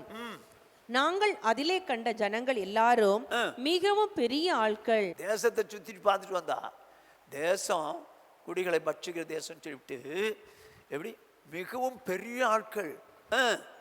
அங்கே ராட்சத பிறவியான ஏனாக்கின் குமாரராகிய ராட்சதரையும் கண்டோம். ஐயோ, அங்க இருக்கிற ராட்சசெல்லாம் பார்த்துட்டோம். நாங்கள் எங்கள் பார்வைக்கு வெட்டுக்கிளிகளைப் போல இருந்தோம், அவர்கள் பார்வைக்கும் அப்படியே இருந்தோம் என்று சொல்லி இப்படி இஸ்ரவேல் புத்திரருக்குள்ளே தாங்கள் சுற்றி பார்த்து வந்த தேசத்தை குறித்து துர்ச்செய்தி பரம்ப செய்தார்கள். ஐயோ, ஏங்க இவங்களை போய் பார்த்துட்டு தான் வர சொன்னார். இவங்க யாரை பார்த்து பயப்பட்டாங்க? அந்த கானானியரை பார்த்து பயந்துட்டாங்க. பயந்த உடனே துர்ச்செய்தியை சொல்ல ஆரம்பிச்சிட்டாங்க. ஆண்டவர் கொடுக்குறேன்னு தான் சொன்னார். நம்மெல்லாம் ஜெயிக்கவே முடியாது, அவங்க பார்வைக்கும் நம்ம பார்வைக்கும் வெட்டுக்கிளி மாதிரி இருக்கும், நம்ம கதை காலி அப்படின்னு சொன்ன உடனே இந்த மனுஷனுக்கு பயப்படுற பயத்தை பூத்தி விட்டுட்டாங்க. அவங்க பயந்தவங்க இப்போ வந்து இஸ்ரவேல் ஜனங்களுக்குள்ள அந்த பயத்தை பூத்திட்டாங்க. நடக்கிறத பாருங்க, 14ஆம் அதிகாரம் 1-4. அப்பொழுது சபையார் எல்லாரும் கூக்குரலிட்டு புலம்பினார்கள். ஐயோ, கூக்குரலிட்டு புலம்புறாங்க. இப்படி வந்துட்டோமே, அப்படி பண்ணிட்டாரு, இப்படி பண்ணிட்டாரு, கூக்குரலிட்டு புலம்பினார்கள். ஜனங்கள் அன்று ராம் முழுதும் அழுது கொண்டிருந்தார்கள். இஸ்ரவேல் புத்திரர் எல்லாரும் மோசேக்கும் ஆரோனுக்கும் விரோதமாக முறுமுறுத்தார்கள். சபையார் எல்லாரும் அவர்களை நோக்கி, எகிப்து தேசத்திலே செத்து போனோமானால் நலமாயிருக்கும், இந்த வனாந்தரத்திலே நாங்கள் செத்தாலும் நலம். நாங்கள் பட்டயத்தால் மடியும்படிக்கும் எங்கள் பெண் சாதிகளும் பிள்ளைகளும் கொள்ளையாகும்படிக்கும் கர்த்தர் எங்களை இந்த தேசத்துக்கு கொண்டு வந்தது என்ன? எகிப்துக்கு திரும்பி போகிறதே எங்களுக்கு உத்தமம் அல்லவோ என்றார்கள். பின்பு அவர்கள், நாம் ஒரு தலைவனை ஏற்படுத்தி கொண்டு எகிப்துக்கு திரும்பி போவோம் வாருங்கள் என்று ஒருவரோடு ஒருவர் சொல்லிக் கொண்டார்கள். எகிப்துல இருந்துதான் இங்க கூட்டிட்டு வந்தாரு, இப்ப எகிப்துக்கு போவோம்ன்றாங்க. ஏன் சொன்னாங்க? கானான்ல உள்ள அந்த ஜனங்களை கண்டு பயந்தாங்க. பயந்த 10 பேர் துர்ச்செய்தி சொல்ல ஆரம்பிச்சாங்க. இப்போ இவங்களுக்கு பயம் ஜாஸ்தி ஆகிப்போச்சு. ஐயோ, மனைவிகளும் மக்களும் வனாந்தரத்தில் செத்துருவாங்க போல இருக்குது அப்படின்னு சொல்லி பயத்தில் தான் நாங்கள் போகிறோங்க, அங்கே போயிடுறாங்க, எகிப்துக்கே போயிடுறாங்கன்னு சொல்லி அழுதாங்க. யோசிங்க, இன்னைக்கு நிறைய நேரங்களில் யாருக்கோ பயந்து தீமை செய்கிறாங்க. ஐயோ, என்னை உயிரை கொடுத்து காப்பாற்றினாரு, அவருக்காக நான் வாழுவேன்னு நினைக்க மாட்டேங்கிறாங்க. ஐயோ, இவங்க எனக்கு பயப்படுத்துகிறாங்க, எங்கள் அப்பா பயப்படுத்துகிறாரு, என் புருஷன் பயப்படுத்துகிறான், ஐயோ எங்கள் பெற்றோர் பயப்படுத்துகிறாங்க, என்னால் முடியாதுன்னு சொல்லி நம்மை படைத்த, நமக்கா உயிரை கொடுத்து ரட்சித்த அவரை மறந்துடுறாங்கங்க. யாருக்கோ பயந்து ஆண்டவரை மறந்துடுறாங்க. அதைத்தான் ஆண்டவர் சொன்னார், நீ இவங்களுக்கு பயந்து என்ன மறக்கிறதுக்கு நீ யார்? யாருக்கோ பயந்து என்ன மறந்துறிய? அதனால தான் ஆண்டவர் சொன்னார், இயேசு சொன்னார், மத்தேயு எழுதின சுவிசேஷம் 10ஆவது அதிகாரம் 28, ஆத்துமாவை கொல்ல வல்லவர்களாயிராமல் சரீரத்தை மாத்திரம் கொல்லுகிறவர்களுக்கு நீங்கள் பயப்பட வேண்டாம், ஆத்துமாவையும் சரீரத்தையும் நரகத்திலே அழிக்க வல்லவருக்கே பயப்படுங்கள். என்ன சொல்லி தரார் பாருங்க. ஆத்மாவை கொல்ல வல்லவர்களாயிராமல் சரீரத்தை மாத்திரம் கொல்லுறவர்களுக்கு பயப்படாதீங்க, ஆத்மாவையும் சரீரத்தின் நரகத்தில் அழிக்க வல்லவருக்கே பயப்படும். இன்னைக்கு உலகத்தில் நடக்கிற காரியங்களை பார்த்தா அப்பாவுக்கு பயமா இருக்குது, அம்மாவுக்கு பயமா இருக்குது, புருஷனுக்கு பயமா இருக்குது, மனைவிக்கு பயமா இருக்குது. இந்த பயத்தினால் தாங்க தவறே செய்யறாங்க. ஆனா தேவனுக்கு பயப்பட மாட்டேங்கிறாங்க. யாருக்கோ பயந்து என்ன மறக்கிறியப்பா? உன்னை ரட்சித்தேனே, இத்தனை பாடுகள் பட்டு உன்னை ரட்சித்தேனே, என்ன மறக்கிறதுக்கு நீ யார்?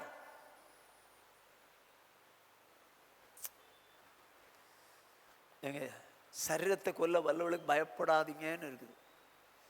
ஆனால் நம்ம வீட்டில் நடக்கிற காரியங்களை பார்த்தா, ஏய் இப்படி பண்ண உன்னை இப்படி பண்ணிடுவேன் அப்படி பண்ணிடுவேன்னு பெற்றவங்க மிரட்டுவாங்க, அலுவலகத்தில் மிரட்டுவாங்க, புருஷன் மிரட்டுவான், மனைவி மிரட்டுவா. ஆனால் இந்த மிரட்டுதலுக்கு பயந்து தேவனுக்கு மாறா செய்ய ஆரம்பிச்சிடும். தேவனுக்கு விருப்பமில்லாத செய்கிறோம். அதைத்தான் வருத்தப்படுற. யாருக்கோ பயந்து என்ன மறக்கிறியப்பா? நான் உன்னை ரட்சித்தேனே. இஸ்ரவேல் ஜனங்களே, எகிப்திலிருந்து புறப்பட பண்ணின கர்த்தரை மறவாதபடிக்கு எச்சரிக்கையாயிருங்கள். உன்னை பாவத்திலிருந்து புறப்பட பண்ணி ரட்சித்தேனே, என்னை மறக்காதபடிக்கு எச்சரிக்கையா இருப்பா.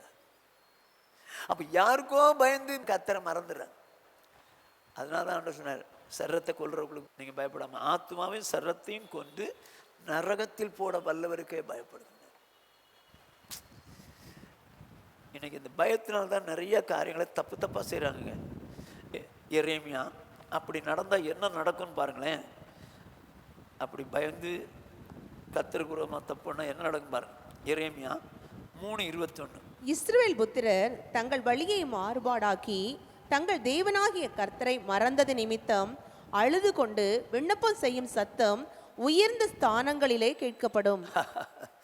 கர்த்தர் சொல்றார், இஸ்ரவேல் புத்திரர் தங்கள் வழிகளை மாறுபாடாக்கி தங்கள் தேவனாகிய கர்த்தரை மறந்தது நிமித்தம் அழுது கொண்டு விண்ணப்பம் செய்கிற சத்தம் உயர்ந்த ஸ்தானத்தில் கேட்கப்படும். அப்படின்னா என்னங்க? அழ வேண்டி இருக்குது. நான் அழுறேங்க, நான் அழுறேன். ஏன் அழுறாங்களா? இஸ்ரவேல் புத்திரர் தங்கள் வழிகளை மாறுபாடாக்கி தேவனாகிய கர்த்தரை மறந்தது நிமித்தம். விண்ணப்பம் பண்றது உண்மைதான். ஆனா எப்படி விண்ணப்பம் பண்றாங்களா? இப்படிலாம் இருக்கிறாங்களே, இப்படிலாம் பாடுபடுறமே, இப்படிலாம் இருக்கிறமே, அழுதுகிட்டு விண்ணப்பம் பண்றாங்களாம். அந்த அளவுக்கு ஆயிப்போச்சு. ஆனா விண்ணப்பம் பண்றாங்க. அழுதுகிட்டு விண்ணப்பம் பண்ற மாதிரி ஆக்கிருவேன். அப்படி கேட்கப்படும். அருமையானே, கர்த்தரை மறந்தா, அவருடைய வழியை விட்டு விலகுனா, ஒருவேளை இந்த வசனம் நடக்கும். அழுக வர்ற அளவுக்கு கர்த்தர் காரியங்களை நடப்பிப்பார். ஐயோ, என் வாழ்க்கையில் இப்படி ஆகிப்போச்சு, என் வாழ்க்கையில் இப்படி நடந்து போச்சு. ஆனாலும் ஆண்டவரே நீங்க தான்ப்பா விண்ணப்பம் பண்ற, உண்மைதான். ஆனா அழுறியே, ஏன் அழ வச்சாரு ஆண்டவர்? வழியை நீ மாறுபாடாக்கிட்ட, கர்த்தரை மறந்துட்ட. அதனால அழுதுகிட்டு விண்ணப்பம் பண்ற சத்தம் உயர கேட்கணும். இப்போ வாசிங்க யோபுவின் புஸ்தகம் 8வது அதிகாரம் 13வது வசனம்.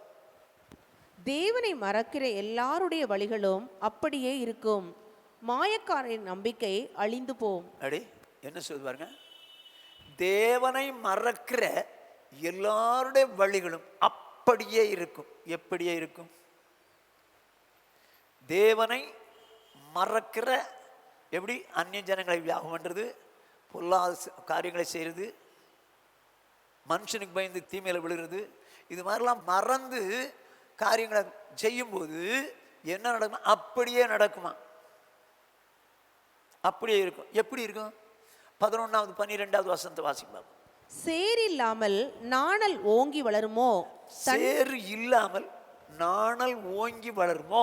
தண்ணீர் இல்லாமல் கோரை புல் முளைக்குமோ? முளைக்குமோ? அது இன்னும் பச்சையா இருக்கும் போதே அறுக்கப்படாதிருந்தும் மற்ற எந்த புல்லை பார்க்கிலும் சீக்கிரமாய் வாடிப்போம் அல்லவோ? தேவனை மறக்கிற எல்லாருடைய வழிகளும் அப்படியே இருக்கும். என்ன எப்படி இருக்குமா? கோர புல்லு மாதிரி தண்ணியை பார்த்துன்னு வருது, திடீர்னு வாடிடுது. எப்படிப்பா ஆச்சு? போச்சு.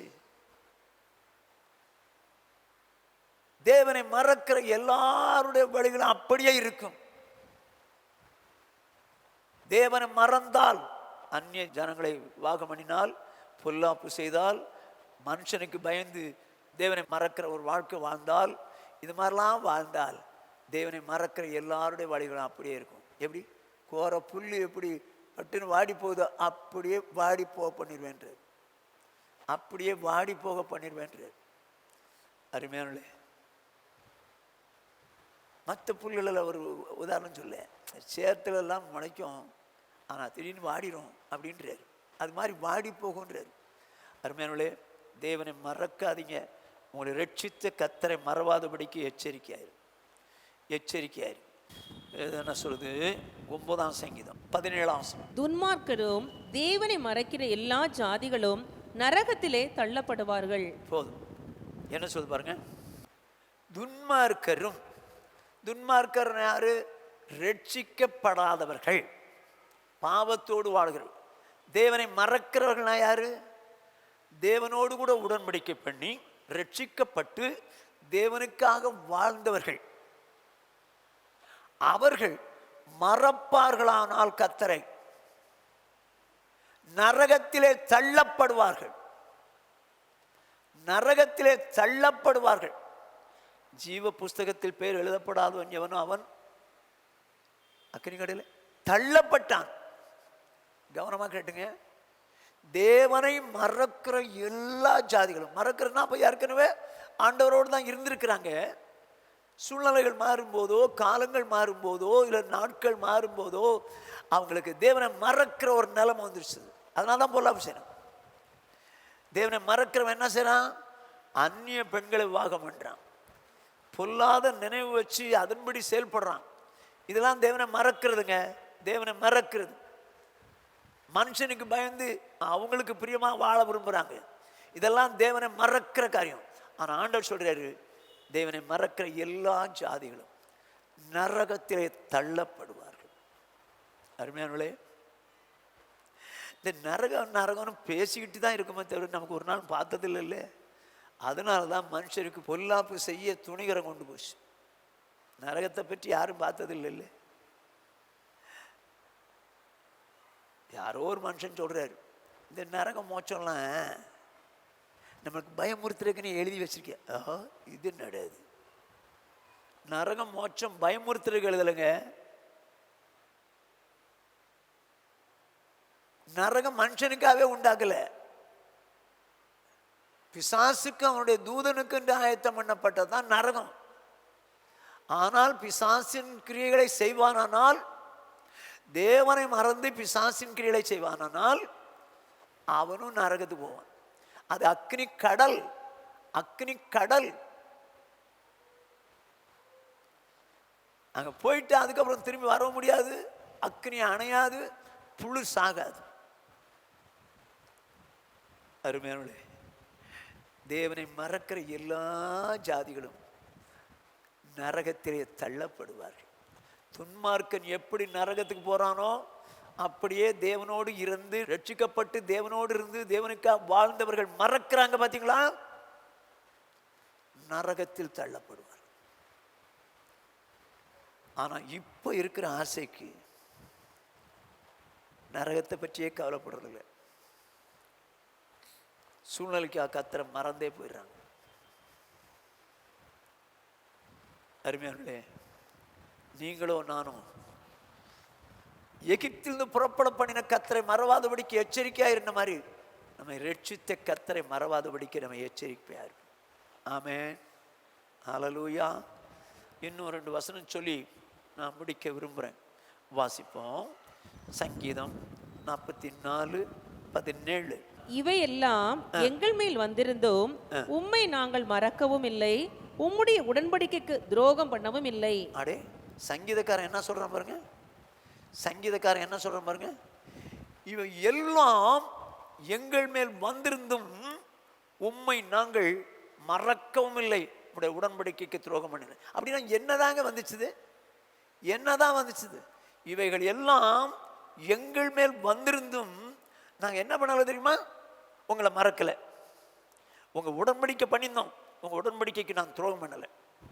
என்ன அருமையான உங்க சங்கீதக்காரனா இருந்திருப்பான்.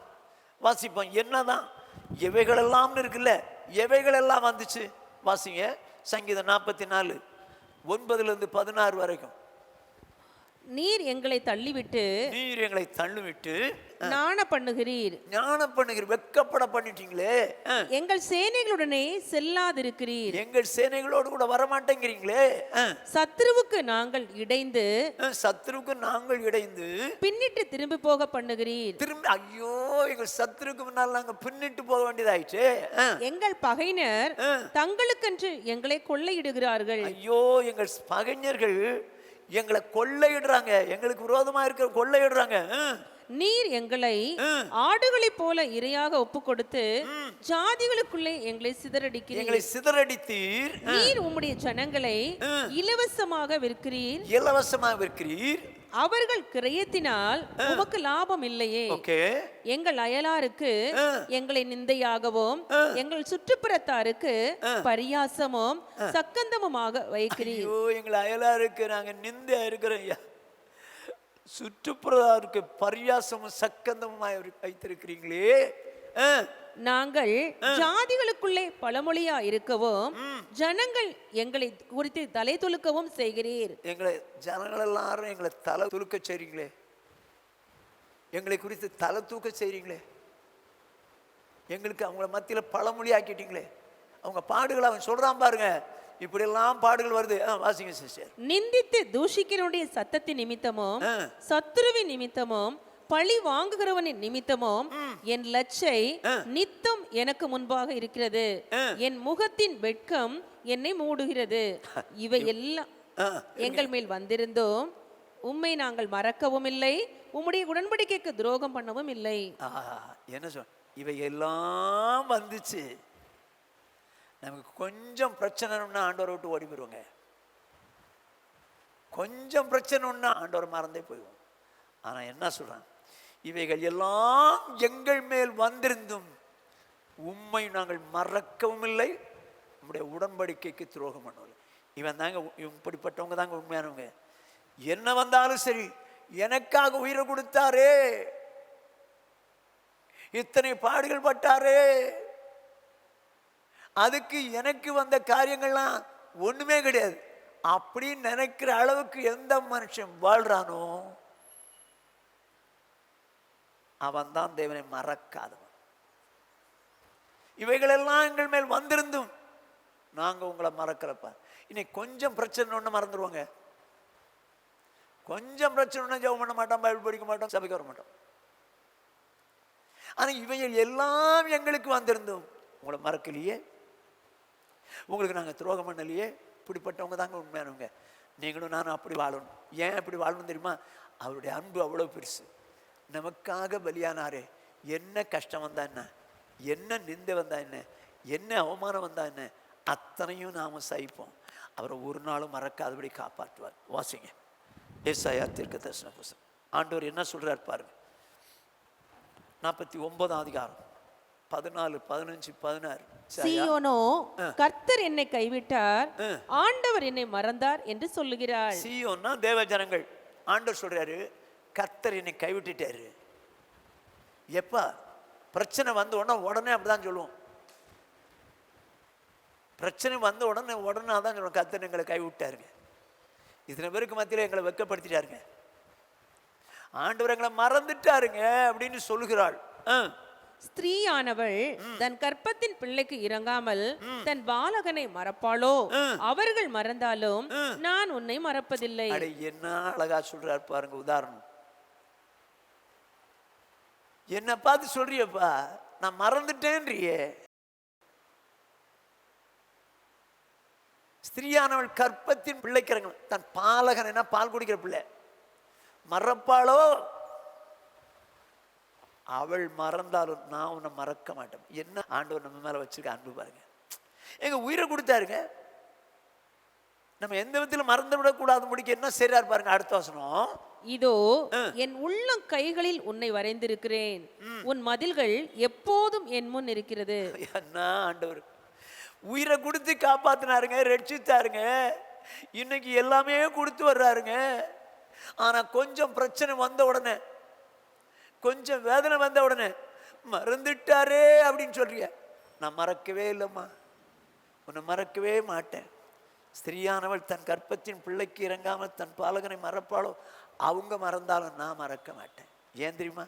எப்படி மறக்க மாட்டேன் தெரியுமா? உங்களை உள்ளங்கையில் வரைஞ்சி வச்சிருக்கேன். என்ன நல்ல ஆண்டவருங்க, உள்ளங்கையில் வரைஞ்சி வச்சிருக்கிறேன். என்ன உன் மதில் எப்போதும் எனக்கு முன்னால் இருக்கு. உன்னை சுற்றி கோட்டை வச்சு போட்டிருக்கேன், எப்பவுமே அது இருக்கு. நான் மறக்கவே மாட்டேன்றேன். என்ன செய்யலாங்க? நான் மறப்பதில்லை என்றார். நான் மறப்பதில்லை. நானும் நீங்களும் அவரை மறக்க கூடாதுன்றார். இஸ்ரவேல் புத்திரரை பார்த்து சொல்றார், நீங்கள் எகிப்திலிருந்து புறப்பட பண்ணின கர்த்தரை மறவாதபடிக்கு எச்சரிக்கை. இவர் சொல்றாரு, நான் மறக்க மாட்டேன். எப்போ மறந்துட்டார் நினைப்போம்? கஷ்டங்கள் கொஞ்சம் ஜாஸ்தியானோன்னு, பிரச்சனைகள் கொஞ்சம் ஜாஸ்தியானோன்னு நம்மளை மறந்துட்டாரோ, அப்படி பண்ணிட்டாரோ அப்படின்னு எல்லாருக்கும் தெரிஞ்ச சம்பவம். நோவா காலத்தில் நோவா பேழைக்குள்ள இருக்கிறான். 8 பேர் பேழைக்குள்ள இருக்கிறாங்க. ஆண்டவர் அடைச்சு விட்டார். சாவி அவர் கையில். இப்போ 40 நாள் ஊற்றுக்கண் திறக்குது, மேல இருந்து மழை வருது, பூமியெல்லாம் பயங்கர தண்ணி. 150 நாள் அளவும் அது பிரவாகித்து வருது. இப்போ உள்ள இருக்கிற நோவாவுக்கு எப்படிங்க இருந்திருக்கும்? நடா மாட்டிக்கிட்டோமே, நம்ம வெளியே வருவோமா இல்லை இப்படியே போயிடுவோமா? ஏன்னா ஒரு நாள்ல 2 நாள்ல மழை 40 நாள் ஓகே. மழை முடிஞ்ச பிறகு ஜலப்பிரவாகம் பொங்கி வருது. 150 நாள் ஜலப்பிரவாகம் அது பிரவாகித்து வந்துட்டு இருக்குது. இவன் என்ன யோசிச்சிருப்பாங்க? நம்மளா இருந்தால் என்ன யோசிப்போம்? கொஞ்சம் உடம்பு சரியில்லைன்னு 4 நாள் உடம்பு சரியில்லை, நமக்கு இப்படி ஆயிருமோ, இப்படியே போயிடுவோமோ, இப்படியே நடந்துருவோமோ, இப்படி இதெல்லாம் ஆயிருமோ, இப்படி தான் நினைப்போம். அவன் 150 நாள் உள்ள உட்காந்துருக்கான். எப்படி இருந்திருக்கான் அவனுக்கு? என்னடா ஆண்டவர் மறந்துட்டாரா, ஆண்டவர் இப்படியே விட்டுருவாரா அப்படி நினைக்கிறதுக்கு சான்ஸ் இருக்குமா? இருந்திருக்காதா? இருந்திருக்கும். ஆனால் என்ன நடக்குன்னு பாருங்க. ஆதியாகமம் 8வது அதிகாரம் 1ஆம் வசனம். தேவன் நோவாவையும் அவனுடனே பேழையில் இருந்த சகல காட்டு மிருகங்களையும் சகல நாட்டு மிருகங்களையும் நினைத்தருளினார். தேவன் பூமியின் மேல் காற்றை வீச பண்ணினார், அப்பொழுது ஜலம் அமர்ந்தது. என்ன ஆண்டவர்! 150 நாள் பிரவாகித்து வருது. ஆனா நோவா உள்ள உட்கார்ந்து இருக்கிறான். அவன் மனைவி மக்கள் மருமக்கள்லாம் உள்ள இருக்காங்க.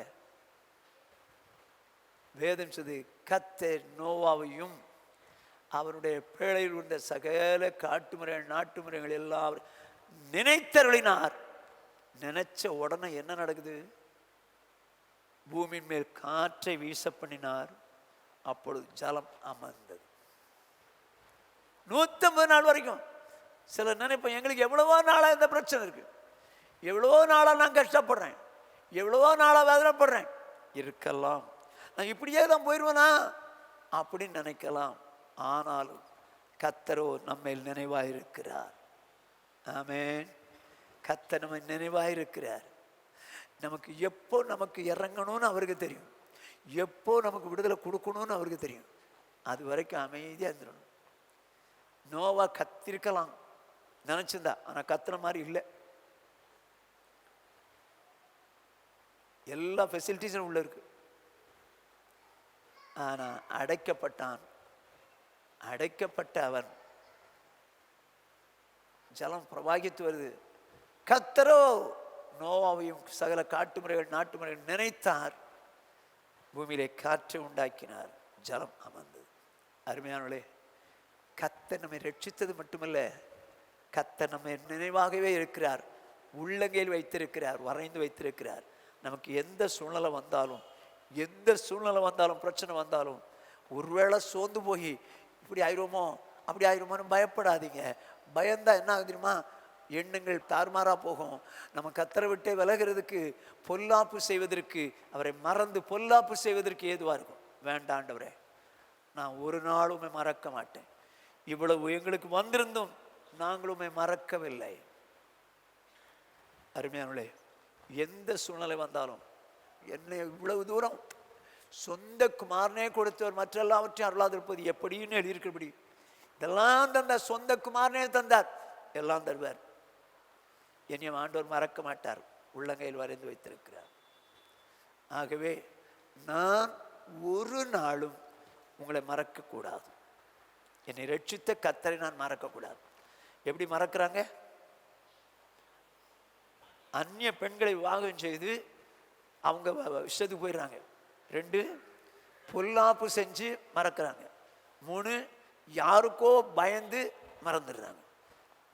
ஆனால் ஆண்டவர் சொல்றாரு, நீ என் மறந்துட்டியே அப்படின்னு நினைக்கிற, உன்னை என் உள்ளங்கையில் வரைஞ்சி வச்சிருக்கேன், உன்னை மறக்கவே இல்லை அப்படின்னு சொல்றாரு. அதோடு மாத்திரமில்லை, கர்த்தர் நோவாவை நினைத்தருளினார். நினைச்ச உடனே பிரச்சனை எல்லாம் மாறும். உங்களையும் மறக்காம நினைக்கிற கர்த்தர் நினைக்கும் போது பிரச்சனை எல்லாம் மாறி போகும். கர்த்தர் நிச்சயமாய் நம்ம நினைத்தருளுகிறார். நம்ம பாவத்திலிருந்து நம்ம விலை மதிக்க முடியாத ரத்தம் சிந்தி மீட்டெடுத்த ஆண்டவருக்கு நாம் எப்படி இருப்போம்? அவரை ஒரு நாளும் மறக்காதபடிக்கு கர்த்தரை குறித்து நேசம் கொண்டவளாய் வாழுவோம். நீ மறக்காதபடிக்கு எச்சரிக்கையாக சொன்னார். ஆண்டவரே, உங்களை மறக்க மாட்டேன், மறக்க மாட்டேன். ஒப்பு கொடுக்கலாமா? எல்லாரும் முழங்கால் படிக்கலாமா? முழங்கால் படிட்டு ஒப்பு கொடுக்கலாமா? ஆண்டவரே, எகிப்திலிருந்து புறப்பட பண்ணின கர்த்தரை மறவாதபடிக்கு எச்சரிக்கையாக சொன்னீங்களே. ஆண்டவரே, எங்களை ரட்சித்தீங்க. நம்முடைய குமாரனை பலியாக்கி ரட்சித்தீங்க. நாங்கள் உங்களை மறவாதபடிக்கு எச்சரிக்கையாக இருக்க எங்களுக்கு உதவிச்சிங்க. உங்களை மறந்துடக்கூடாது. அந்நியர்களை விவாகம் பண்ணக்கூடாது. அவங்க இஷ்டத்துக்கு போயிடக்கூடாது. பொல்லாப்பு செஞ்சு உங்களை மறந்துடக்கூடாது. மனுஷருக்கு பயந்து நாங்கள் எதையோ தேவனுக்கு பிரியமில்லாத செஞ்சிடக்கூடாது. ஒப்பு கொடுக்குற ஆண்டவரே, எங்களை ஒப்பு கொடுக்குற ஆண்டவரே, ஒப்பு கொடுக்குற ஆண்டவரே, நாங்கள் ஒரு நாள் உங்களை மறக்கக்கூடாதுப்பா.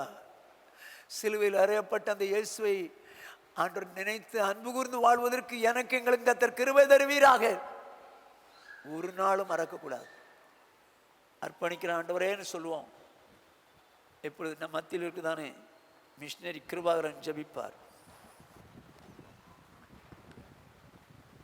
எங்களை அதிகமாக நேசிக்கிறதானே எங்கள் அன்பின் நல்ல ஆண்டவரே, இந்த ஆசீர்வதிக்கப்பட்டதானே இந்த சாயந்தர வேளையிலே உங்களுடைய சமூகத்திலே கூடி வந்து ஆண்டவரே, வேதத்தின் காரியங்களை ஆராய்ந்து பார்க்கும்படி நீர் கொடுத்ததான நல்ல நேரத்திற்காக சமயத்துக்காக உங்களுக்கு நன்றி செலுத்துகிறோம். விசேஷமாக ஆண்டவரே, இந்த நாளில் ஆண்டவரே 3 வாரமாக ஆண்டவரே நம்முடைய வேதத்தின் காரியங்களை ஆண்டவரே எந்தெந்த காரியங்களில் ஆண்டவரே எச்சரிக்கையாக இருக்க வேண்டும் என்ற காரியத்தை குறித்து ஆண்டவரே நம்முடைய தாசர் மூலமாக ஆண்டவரே கேட்டு வருகிற காரியத்தை குறித்து உங்களுக்கு நன்றி செலுத்துகிறோம். இந்த நாளில் ஆண்டவரே நீர் எங்களை ரட்சித்து ஆண்டவரே பாவத்தில் இருந்து எங்களை மீட்டு ஆண்டவரே உம்முடைய பிள்ளைகளாக எங்களை மாற்றினீர். ஆண்டவரே, உலகத்தின் காரியங்களுக்கு ஆண்டவரே ஒரு நாளும் அடிமையாகி விடாதபடி ஆண்டவரே உம்மை மறந்து ஆண்டவரே பாவமான காரியங்களுக்கு ஈடுபடாதபடி ஆண்டவரே எங்களை ஆண்டவரே கடைசி சொட்டு ரத்தம் கொண்டு ஆண்டவரை சிந்தி எங்களை மீட்டிரே.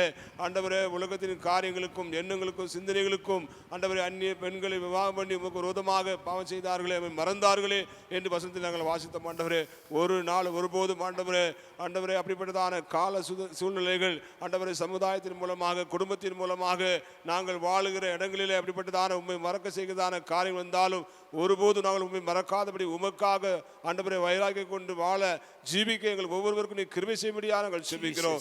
விசேஷமாக ஆண்டவரே எங்களுடைய ஆத்மாவையும் ஆண்டவரே சரீரத்தின் நகரத்துக்கு தள்ள வல்லவராயிருக்கிற உமக்கு மாத்திரம் பயப்படத்தக்கதாக எங்களுக்கு கிருபை தருவீராக. ஆண்டவரே, துன்மார்க்கருக்கும் ஆண்டவரே தேவனை மறக்கிறவர்களுக்கும் ஆண்டவரே நகரத்தை தள்ளப்படுகிற காரியத்தை குறித்து பார்க்கிறோம். ஆண்டவரே, உமக்காக ஊழியம் செய்து உமக்காக ஓடி உம்மோடு நடந்த நாங்கள் ஆண்ட ஒரு நாள் உண்மை மறந்து விடாதபடி உம்முடைய அன்பை நினைத்து அன்பிலே நாங்கள் வாழ நீங்கள் வரும்போது எங்களை குறித்துதான நல்ல சாட்சியை நாங்கள் கேள்விப்பட கிருபை தருவீராக. இந்த நாள் நம்முடைய சமூகத்தில் வந்ததான ஒவ்வொருவரையும் தனித்தனியாக பேர் ஆசீர்வதிப்பீராக. நாங்கள் எந்தெந்த காரியங்களை எச்சரிக்கையாக இருக்க வேண்டுமோ அந்த காரியங்கள் எச்சரிக்கையாக இருக்க ஆண்டவரே, இந்த காரியங்களை நாங்கள் ஆண்டவரே மறந்து ஆண்டவரே பாவம் செய்து விடாதபடி ஆண்டவரே நீர் எங்களுக்கு சிந்தின கடைசி ரத்த வரைக்கும் எங்களை சிந்தி எங்களை மீட்டிலே அதை நினைத்து உமக்காக வாழ எங்கள் ஒவ்வொரு கிருபை தருவீராக. பெரிய காரியங்களை செய்யும் இயேசுவின் நாமத்தில் கெஞ்சி கேட்கிறோம் நல்ல பிதாவே, ஆமென். என் ஆத்துமாவே கர்த்தரை ஸ்தோத்திரி, என் முழு உள்ளமே அவருடைய பரிசுத்த நாமத்தை ஸ்தோத்திரி. என் ஆத்துமாவே கர்த்தரை ஸ்தோத்திரி, அவர் செய்த சகல உபகாரங்களை மறவாதே. ஆமென். நம்முடைய கர்த்தராகிய இயேசு கிறிஸ்துவினுடைய கிருபையும் பிதாவாகிய தேவனுடைய அன்பும் பரிசுத்த ஆவியானுடைய ஐக்கியமும் அந்யோன்யமும் ஆறுதலும் சமாதானமும் இன்றும் என்றும் நம் அனைவரோடும் உலகிலுள்ள சகல பரிசுத்தங்களோடு காப்பதாக. ஹல்லேலூயா, ஹல்லேலூயா, ஹல்லேலூயா.